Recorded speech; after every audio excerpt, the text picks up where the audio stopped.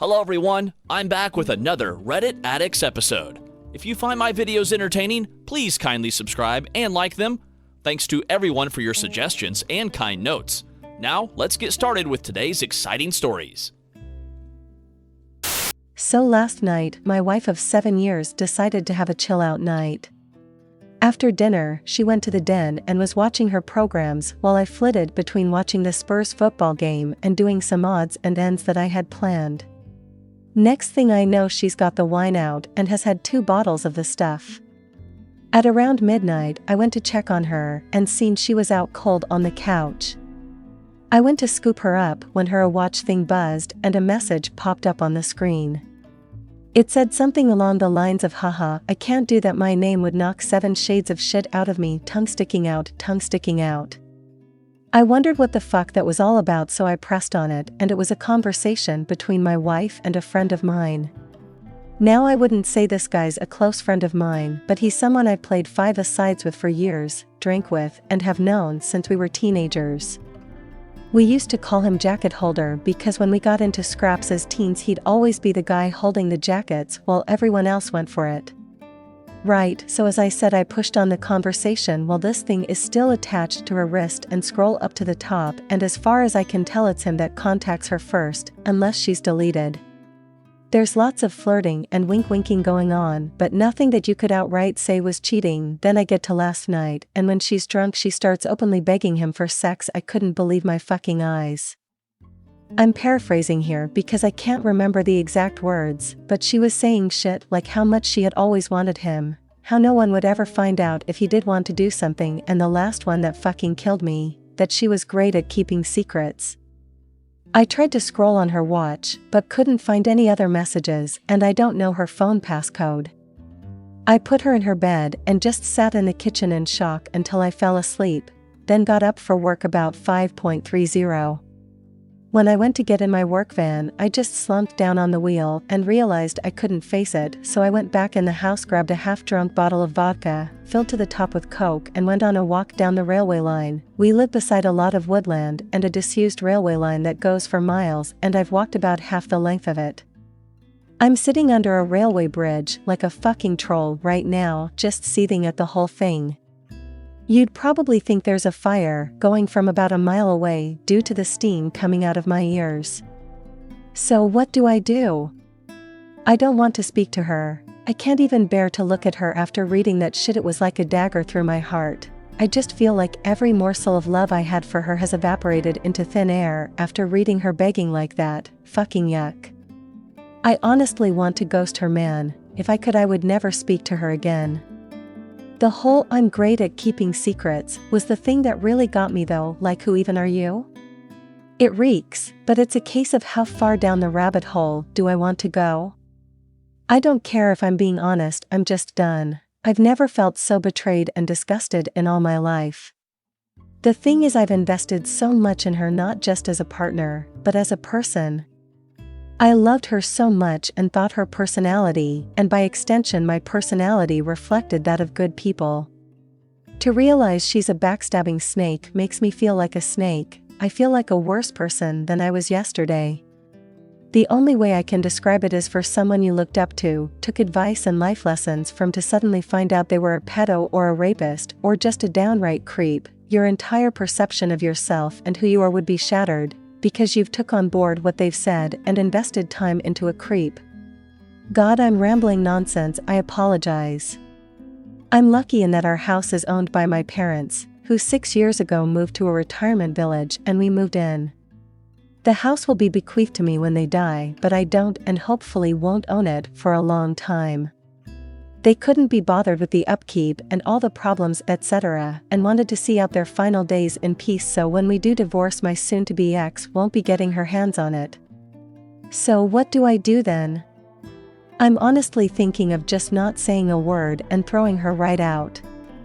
Also, while walking here, it went through my mind to get my mate, who's a locksmith, to quietly change the locks today. I could feed her any old garbage about something from the doors being broken. She won't care what's going on anyways, as long as I'm about. Then after he's done, lock the front door and tell her to come out and look at something out the back. When she comes out, just run back in and lock the door behind me. That sounds childish as fuck, doesn't it? ACH, seriously though, I don't know what I'm gonna do. I'm staring at a bottle right now and my life feels like it has been ripped apart at the seams. As for that prick so-called friend of mine, there's no doubt he was up to something here. There's also no doubt I wouldn't have caught wind of this at all, so I'll be seeing him very soon. Never mind holding jackets, he'll be holding his face. TLDR, caught wife trying to openly cheat on me with someone I considered a friend from her watch. Edit to update, have went to a friend's house to calm down. I threw the vodka away. She has been texting me asking where I am as my work van is still in the driveway. I text her saying there is a problem with the engine, so I got a lift into work. I'll make my move tonight. Update 1 October 28, 2020. Thank you to everyone who reached out to me after my first post, was really appreciated. So yesterday, after I had written the post and was in a complete mess, 2 dog walkers came over to check on me as I was obviously concerning them. I told them everything, they listened, and the first thing one of them said to me was, "Son, the worst thing you can do right now is drink, it'll cause carnage." I have to thank her for that because I was on the highway to hell at that point. I threw the vodka away, got in touch with a friend, and he said I could come to his for a while to calm down. He was at work, but told me where the spare key was. We live in a small town of around 15,000 people, and he wasn't too far away, so once I got there I sat on his couch, just trying to calm down. Throughout the morning, I was getting multiple texts and phone calls from my wife asking where I was, and what the hell was up as my work van was still sitting in the driveway, and I was nowhere to be seen. I text her back telling her that there was a problem with the engine, so I got a lift into work, which she seemed to buy as she just texted back saying okay. When my friend got back from his work at about 5 o'clock, I told him everything that had happened and asked him his opinion. I also told him not to tell anyone about jacket holder as that might then get back to my wife, which I didn't want at this point. I would deal with him later. By that I mean I'll expose what a little rat he is. Knocking fuck out of him doesn't help me at all as of now. As an aside to the people saying he done nothing wrong, he messaged my wife first. He was being extremely flirty. What the fuck is he even playing at messaging my wife for in the first place? He only knows her in passing, from afar. Look, I've got no problem with 2 adults conversing with each other, but they hardly knew each other and it was flirty from the start, as far as I could tell. I think they've seen each other while out and about and it's gotten flirty then. So my friend convinced me to try and keep a low profile, and see what I could dig up, but at the same time speak to a lawyer and get the ball rolling in terms of finding out my options, which I have done today. He took me home about 6 o'clock and I was honestly dead on my feet by that point. I think the adrenaline pumping the entire day then suddenly stopping knocks it right out of you, so I was extremely tired when I got home. The second I walked through the door, I knew something was up as my wife was on me right away asking me all sorts of questions about work. I asked her why does she even care, and she said that I'd left my big flask and my lunch bag in the front passenger side seat and something's been up today, she could feel it. I was about to lie, but I was just too tired. I couldn't be bothered putting any sort of charade up, so I just said yeah, there is something up. That when I was putting her drunken arse to bed last night a message came up on her watch, which I read, and all the other ones, and that she was a fucking disgusting cheat that I wanted nothing more to do with. Her demeanor went from an arms-crossed person in power to scared little girl within about a second. Good at keeping secrets, eh? Begging that little rat for sex, eh? Yep, read it all. She started sobbing and I just walked away and upstairs into the shower. When I got out, she was sitting on the top stair, crying still, and the excuses started right away. How she was drunk, vulnerable, had never done anything like that before, how he had messaged her first and it didn't mean anything, she was never gonna go through with it. Pretty much everything that everyone on here was saying she would say, like she had the playbook out. The only thing she didn't do was try and blame me. She probably knew I would have thrown her right out the door if she had tried that shit. I told her that I wanted a divorce and her out of the house within a month. Also told her that she was moving to the spare room. I've been pretty much ignoring her ever since, just scowling at her and shaking my head when she starts waffling nonsense. I don't want to hear it. She slept in the spare room last night and I haven't spoken to or texted with her at all today. If I'm lucky, maybe she'll be gone when I get back from work, but my luck's not that good, I suppose. On getting her out though, I was telling my parents what was happening today, and my mother was adamant I wasn't throwing her out onto the streets. Her and my mother are close, and always have been. We'd have been together 11 years in December. My mother was saying she made a mistake and that we should sort it out like adults, that we've been through too much together and that she didn't actually do anything, it was just words. She completely took her side over mine, couldn't believe it. Could this fuck me here? Like, do I have no right to ask her to leave if my mother is against it? It's literally gonna be my house when my parents pass, and I did nothing wrong, so I'm not leaving. It's probably gonna turn into War of the Roses Part 2. I managed to get myself an appointment with a divorce lawyer for next week, so I'll be going to that to discuss my options. Until then, I'm just gonna ignore my soon-to-be ex-wife, I guess. I know she's probably not gonna admit anything else now. I'll never know if she was a really good liar or she was just talking shit to him to get him on side with her for an affair. Anyways, sorry about the delay in the update, just got the chance to write it now as I'm finishing work. Well, back to the funhouse, I guess. Update to December 2nd, 2020. Hi, I thought I'd give an update since a lot of people have been personal messaging me asking for one. It's now been 20 days since I found out my wife was trying to cheat on me with my friend, and the situation has become hellish. I gave her a month to get out and she's been sleeping in the spare room, but it's clear now she doesn't have any intention of going after she got in the ear of my mother. She doesn't have anywhere to go at any rate, but that's not my problem. I've seen my divorce lawyer multiple times, and am now in the process of drawing up a divorce petition and having my wife serve divorce papers. I've also opened my own bank account and taken 50% of the balance from our shared account.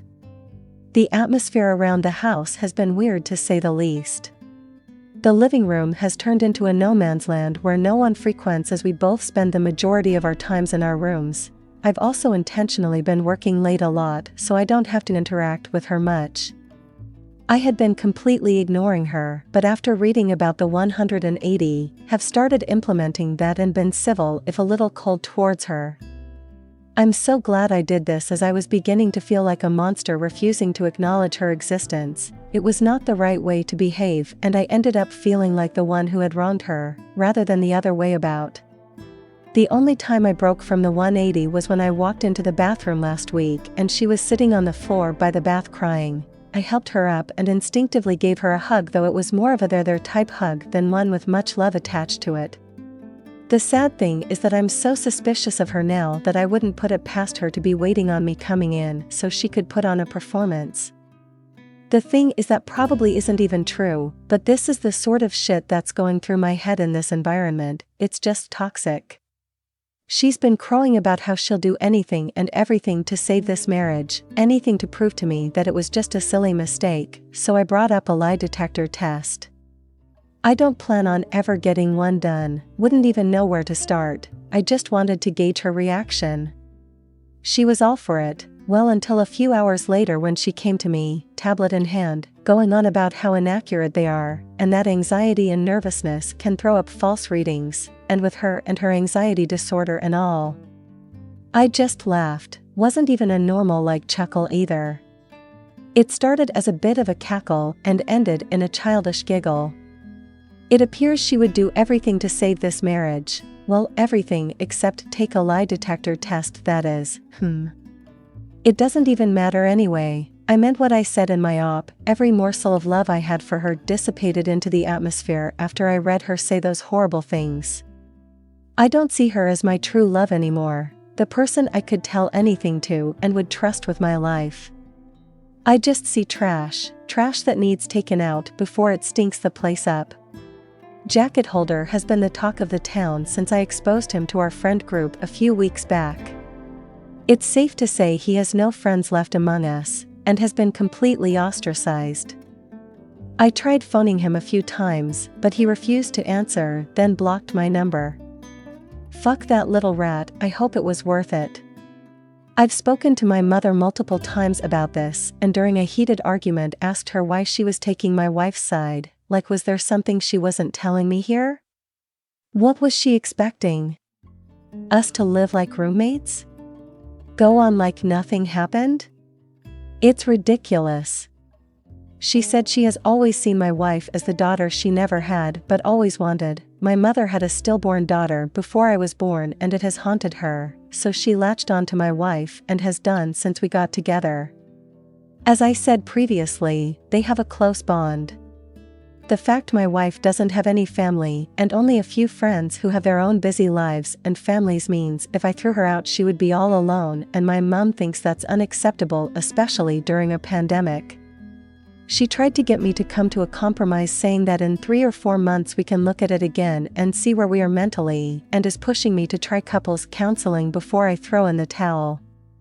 I'm not doing that. The thought of being in the same house as my wife over Christmas makes me feel ill. She'll want to do it right as she does every year, and it'll be a complete shit show. My dad, God love him, has never been much of a talker. Never up nor down, just always there. He's a quiet, proud but timid man, and my mother's word has always been the one that matters in our house.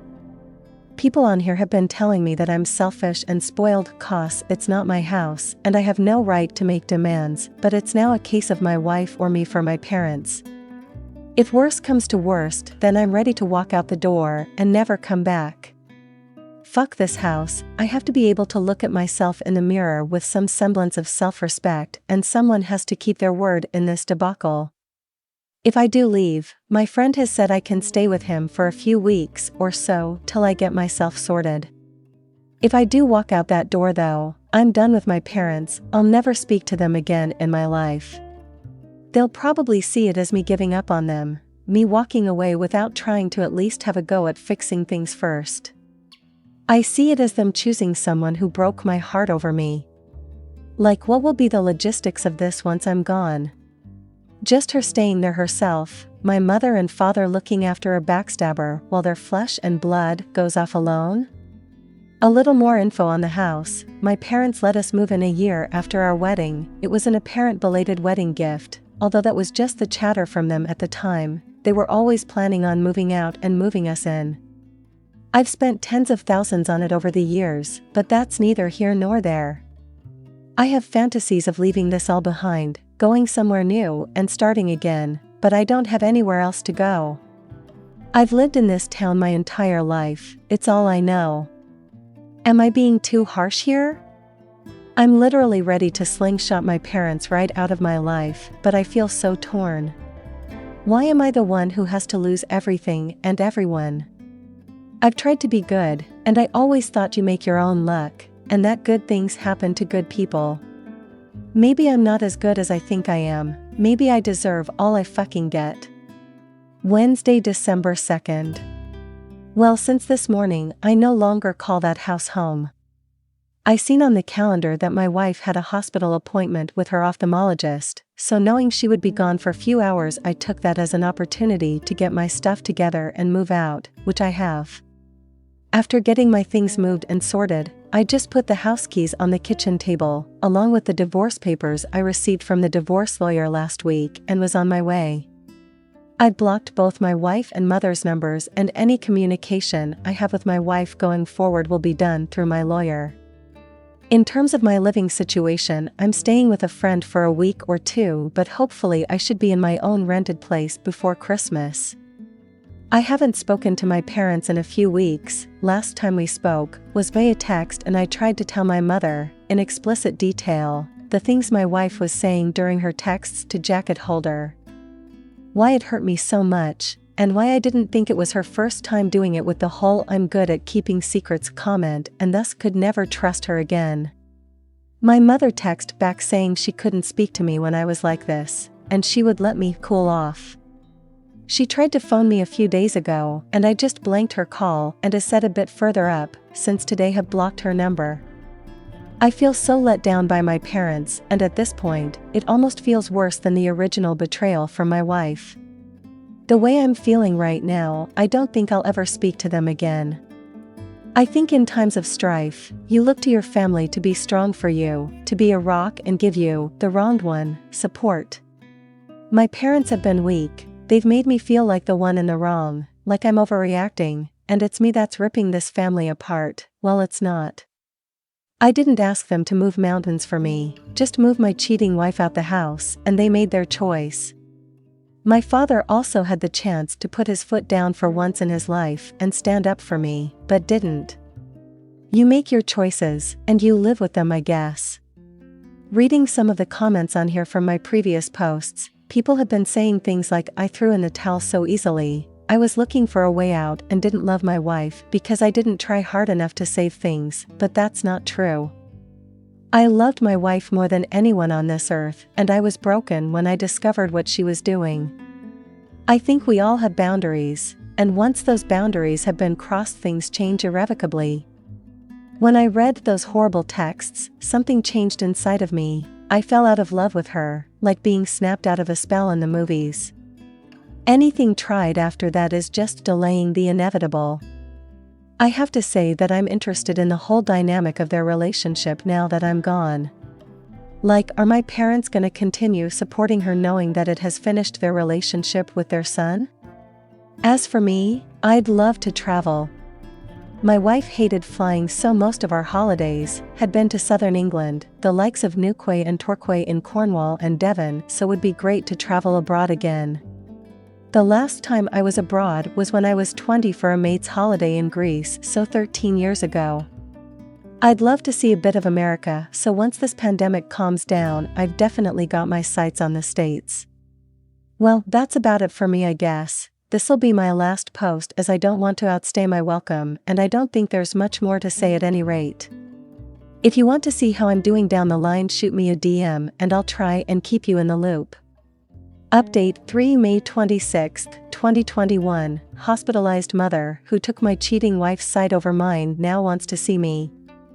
When I was putting my drunk wife to bed, I seen a message pop up on her iwatch from a friend of mine which sent me down the rabbit hole. I ended up walking away from my house that was to be left to me by my parents and severed my relationship with them as they took my wife's side over mine, while I wanted her out the house and my life as I had no interest in reconciling. My mother tried to keep us together and thought she was seeing us through troubled waters, but I left the house and haven't spoken to them since, until this morning. I have moved 15 miles away, changed my phone number, and am still in the process of divorcing my wife. She has completely ignored all the requests from my divorce lawyer to cooperate, which has hindered things. We're now in the process of putting in an application for deemed service, so she will be served officially by the courts, and if she continues to ignore, then I can proceed with a divorce without her input. Well, this morning while at work, I got a phone call from my friend telling me that my dad was trying to get in touch as my mother is not well, and would it be okay if he gave him my number. I said okay, and my dad phoned to tell me Mom is in hospital, she's stable, but not great. Obviously I was shocked as I've not heard my dad's voice for so long. It was also the most emotional I've ever heard him. He told me my mom really wants to see me, so would I meet him at the hospital tonight and go in and see her with him. I said okay, and I've arranged to meet him outside the hospital. I ended up going home from work as I couldn't concentrate, and I'm climbing the walls here wondering if I've made the right decision, wondering if I'm about to get dragged back into this shit show that I walked away from. I've never felt so nervous in my life, and the lack of control I have over the situation has sent my mind spiraling in lots of different directions. I feel like I'm walking into a burning building blindfolded with no idea where the exits are. Why does she want to speak to me now? Has she had a change of heart? Unless she's also had a personality transplant. While in there, I find that unlikely. Will my wife be there?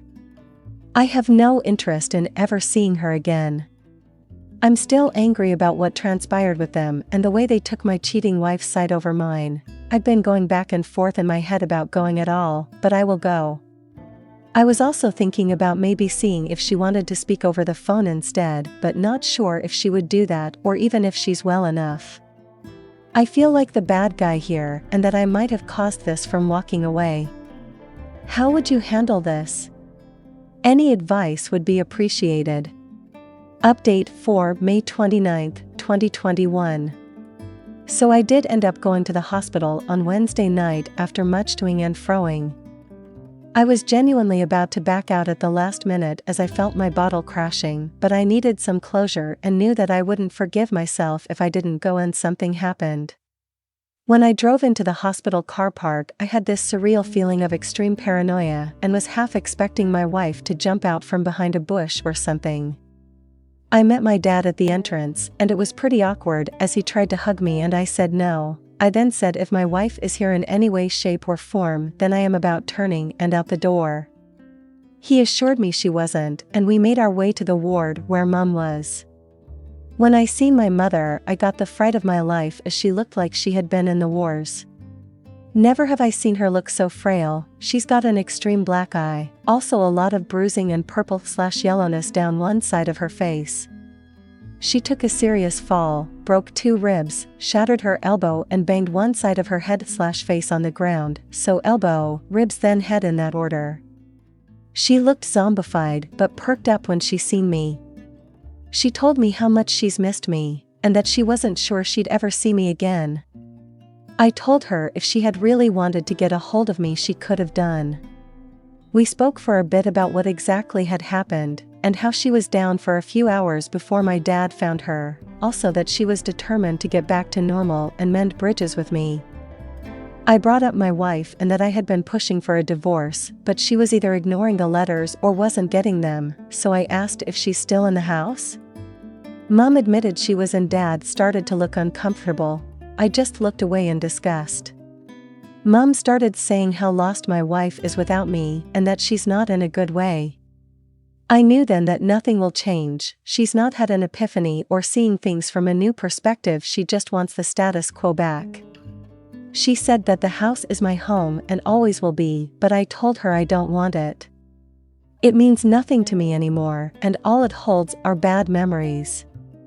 I stayed for under an hour all in all. When I left I said if I want to get in contact I will, but don't be waiting over the phone for me to call, as you might be waiting a while.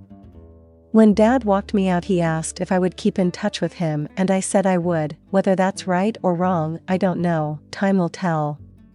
When I got home my emotions were a bit all over the place, from sadness to anger, but I'm glad I went.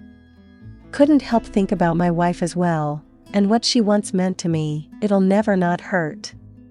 When I think about everything that's happened in the last 7 months, it honestly doesn't feel real. The speed at which everything fell apart was just spellbinding. I know life comes at you fast, especially when you're not paying attention, and I wasn't paying attention. It was just sheer luck I found out about her trying to cheat on me, cosmic coincidence, nothing more. I never seen the signs or put everything together, I just saw something on her watch and it tore my fucking life apart. I know now that it wasn't the only time, I know it in my heart. I see what she is, and feel no love for her, only contempt. I feel she stole the best years of my life. When I think about all the good times, they're just soured. It feels like someone else's life, not mine. My friend was saying I should see a therapist or something to try and let everything out, or else this will fundamentally change who I am and the way I build relationships going forward. That's something I'm going to do, I think, as I do feel a bit broken inside. The last 6+ months have been the worst of my life, but I'd rather they happened than been kept in the dark. I'm just sad that it happened the way it did, but you can't choose the way someone fucks you over, I suppose. You just have to learn from it. I remember reading about loyalty being the most undervalued character trait, and I see that now. Probably because you don't really know if someone is truly loyal to you until, well, they're not. It's not something you deal with every day, but now more than ever I know how important a trait it is. Update 5 July 20th, 2021. Firstly, I'm now in the home straight in terms of divorce from my wife. She has signed the divorce papers, and now all that's left are the formalities. She sent me a message via my dad where she said she's sorry for not letting me move on, that she thought she could save things, but now she knows she can't, and she has to move on for her own well-being. I thank her for seeing sense. She doesn't want anything in the divorce and said she's going to move out the house when she can get on her feet, which I'm okay with.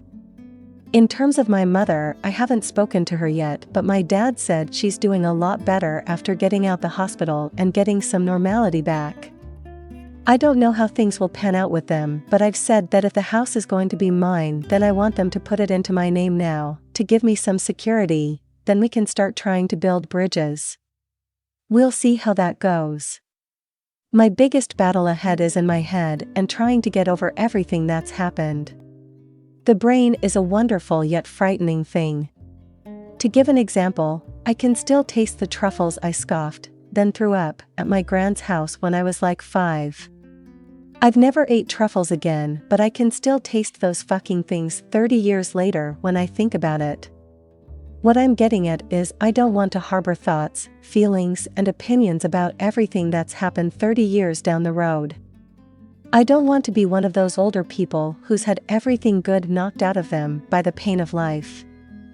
You often hear about those people, how they used to be good, kind or funny, but somewhere along the line, they've had experiences that have forever changed them, turned them into a person they never wanted to be, and all that's left is pain. I don't want to be that person. I have to let this pain go before it consumes me. I have started therapy and spoken to a psychiatrist both over the phone and in person, and it has helped me a lot to speak candidly about everything, if only for a little while. My psychiatrist also said something to me that really struck a chord. When I was moaning about how my best years were behind me, she said, "Your best years are the years you've got left." What I think she meant is the past is gone, it doesn't exist, except in your mind, but the here and now does, and you can choose to make the most of it, or live in a past that isn't real to anyone but you. It's definitely a phrase I'm going to try and remember when I feel down. I said in one of my previous posts that I wanted to travel, and that is finally happening. My friend has committed to come with me, and we've booked a flight to New York at the beginning of October for a week. Really looking forward to it, always wanted to see New York when the leaves change, reminds me of that movie You've Got Mail. I want this to be just the beginning of my adventures in terms of traveling. I want my latter 30s to be littered with memories from escapades I've had abroad. Well, that's the plan anyway. All I know is that for the first time in what seems such a long time, I'm waking up with hope in my heart and a spring in my step. If that's not progress, then I don't know what is. We hope you enjoyed this story. Thanks for watching and hope to see you in the next video. And before you go, please be sure to subscribe for more.